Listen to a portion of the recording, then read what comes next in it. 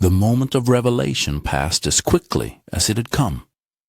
The look of profound insight on Holmes's face was replaced by his more customary expression of calm, analytical detachment. He did not share his discovery with me, not yet. As was his habit, he preferred to keep the final, crucial piece of the puzzle to himself, until he had confirmed it with irrefutable proof. He was a master showman, and he knew the value of a dramatic denouement. But his course of action was now clear. The final piece of the puzzle, he knew, lay not in the present, but in the past.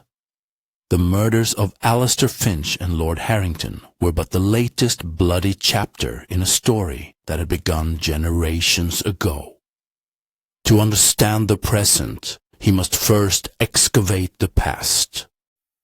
"Watson," he said, his voice low and steady, "I require access to the Harrington family archives. There will be legal documents, wills, journals, correspondence. The history of this family is the history of this crime, and somewhere in the dusty, forgotten records of the past, we will find the key to unlocking the identity of our killer." The archives were located in a small, cold room in the east wing of the manor. It was a place of dust and shadows, the air thick with the smell of decaying paper and forgotten memories. The shelves were lined with leather-bound ledgers and tin boxes filled with yellowing documents. It was the tomb of the Harrington family, a repository of their triumphs and their tragedies, their secrets and their lies. Holmes set to work with a focused, almost feverish intensity. He was a historian of crime, a genealogist of evil. He pored over the documents, his eyes scanning the faded ink, his mind absorbing the details of a long and troubled family history. He traced the lineage of the Harringtons, their marriages, their births, their deaths. He studied their financial records, their legal disputes, their personal correspondence. He was searching for a single discordant note, a hidden thread that would connect the past to the present. And after several hours of painstaking work, he found it. It was a legal document, tucked away in a tin box marked miscellaneous. It was a secret will, written by Lord Harrington's grandfather, a man known for his stern, unyielding nature. The will had been written shortly after the death of the disgraced botanist, Dr. Alistair Blackwood, and it contained a shocking revelation. Dr. Blackwood, it seemed, had not died in a tragic laboratory accident, as the official story claimed. He had been murdered, and the murderer was none other than Lord Harrington's grandfather himself. The two men had been partners, working together to create the Crimson Bloom. But Blackwood, the true genius behind the discovery, had refused to share the formula for the poison. And so, the old lord had killed him, stealing his discovery and claiming it as his own. The curse of the Crimson Bloom was not a curse at all. It was the bloody legacy of a cold-blooded murder. But the old lord had been a man tormented by his conscience. In his secret will, he had attempted to atone for his crime. He had decreed that the true inheritance of the Harrington family, the secret of the Crimson Bloom, and the vast fortune it represented, shouldn't pass to his own legitimate son, but to the illegitimate child of the man he had murdered. Dr. Blackwood, it seemed, had a secret child, a daughter who had been raised in a nearby village, unaware of her true parentage. The will was a bombshell, a revelation that changed everything. It meant that the true heir to the Harrington legacy was not Lord Harrington, but a descendant of the murdered botanist. It meant that the motive for the current murders was not just about protecting a secret, but about claiming a birthright. Holmes's eyes gleamed as he read the document. "The first crime," he whispered, his voice a low, triumphant hum. "The original sin. It all comes back to this, Watson. The greed, the betrayal, the murder. The events of the past few days are but an echo of this first terrible act." He continued to dig through the archives, his movements now swift and certain. He was no longer searching, he was confirming. He found a series of letters written by the old lord to a solicitor in London, making arrangements for the care and education of Blackwood's illegitimate daughter. He found a birth certificate, a marriage certificate, a death certificate. He was tracing the lineage of the secret heir, following the thread of their bloodline as it wound its way through the generations, leading him inevitably to the present day. And then he found the final damning piece of evidence, a baptismal record for a child born some 20 years ago. The child's name was Eleanor Vance. I gasped, my mind reeling with the implications of this discovery. Eleanor Vance, the sad, fragile ward, the girl who had seemed to be a mere pawn in this deadly game, was, in fact, its queen. She was not a ward at all, but the last living descendant of Dr. Alistair Blackwood, the true and secret heir to the legacy of the Crimson Bloom. "It is a story of vengeance, Watson," Holmes said, his voice a low, grim whisper. "A story of a stolen birthright and a long-delayed retribution. Eleanor Vance, or whatever her real name is, discovered the truth of her parentage. She came to this house not as a ward, but as an avenger. She came to reclaim what was rightfully hers." He began to pace the floor, his mind piecing together the final elements of the puzzle. "Alistair Finch," he said, "stumbled upon the same secret. He was a brilliant botanist, and he recognized that the Crimson Bloom was not a natural flower. His research led him to the story of Dr.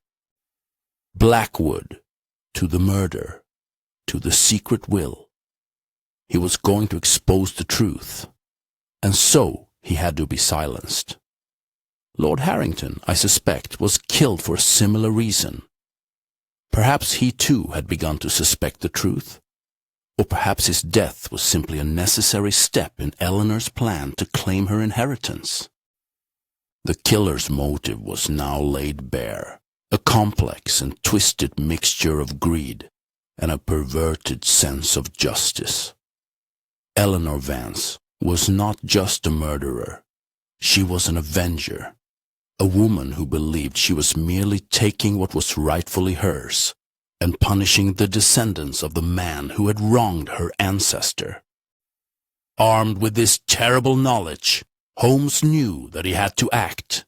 He could not simply confront her. She was too clever, too dangerous. He needed to trap her, to expose her in a way that would leave no room for doubt. He decided to engage her in a carefully worded conversation, to drop a few subtle hints about his discoveries, and to gauge her reaction. It was a dangerous game, a psychological duel with a master of deception. We found her in the conservatory, the same place where I had spoken to her just the day before. She was tending to the plants, her movements graceful and precise. She looked up as we entered, a faint, sad smile on her lips. She was the very picture of innocence and grief. "Mr. Holmes," she said, her voice soft and musical. "Doctor Watson, is there any news?" "There is, Miss Vance," Holmes said, his tone gentle yet firm. I have been delving into the history of this house, into the story of the Harrington family. It is a fascinating and tragic tale, a story of secrets, of betrayal, and of a stolen legacy. He paused, his eyes fixed on her face, watching for the slightest flicker of a reaction. There was none. She remained perfectly composed, her expression one of polite, if somewhat sad, curiosity. I have been particularly interested, he continued, in the story of a man named Dr. Alistair Blackwood, a brilliant botanist, I believe. A man who was a true artist of nature. A man who was, it seems, terribly wronged. Still, she did not flinch. Her composure was absolute. Her self-control a thing of terrifying perfection. She was, Holmes realized, an even more formidable adversary than he had imagined. He decided to play his final card. I have also been thinking about the cryptic note that was found in Mr. Finch's ledger, he said, his voice a low, casual murmur. The serpent guards the key. It is a fascinating puzzle. I have a theory, you know. I believe that the serpent refers to the cufflink that was found near Finch's body.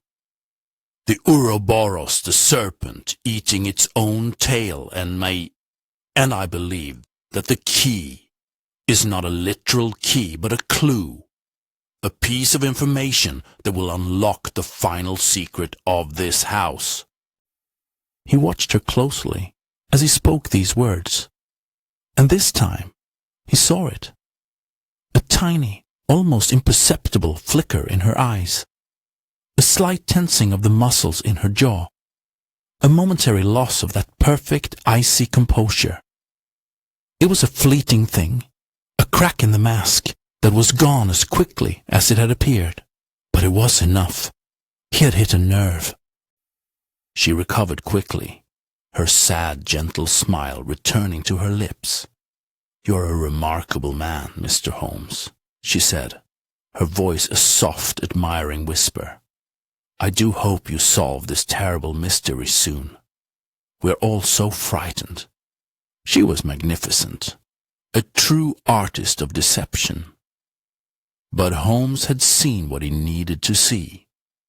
He knew that his suspicions were correct, and he knew that he now had the key to trapping her.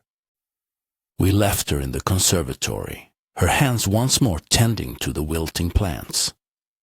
As we walked back to the library, Holmes was silent, his mind working, I knew, on the final details of his plan.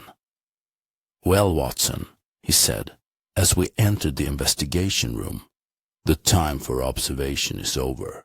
The time for action has come." He looked at me, a grim, determined smile on his lips. "I know who the killer is," he said, "and I know how to expose them. I am going to set a trap so perfectly designed that the killer's own arrogance and desperation will force them to walk right into it. And you, my dear Watson, will have a crucial role to play." His words sent a shiver of anticipation down my spine. The game was reaching its climax. The final dramatic confrontation was at hand, and I, John Watson, was to be a part of it. The motive had been unveiled, the killer had been identified, and the stage was now set for the final thrilling act of this dark and terrible play.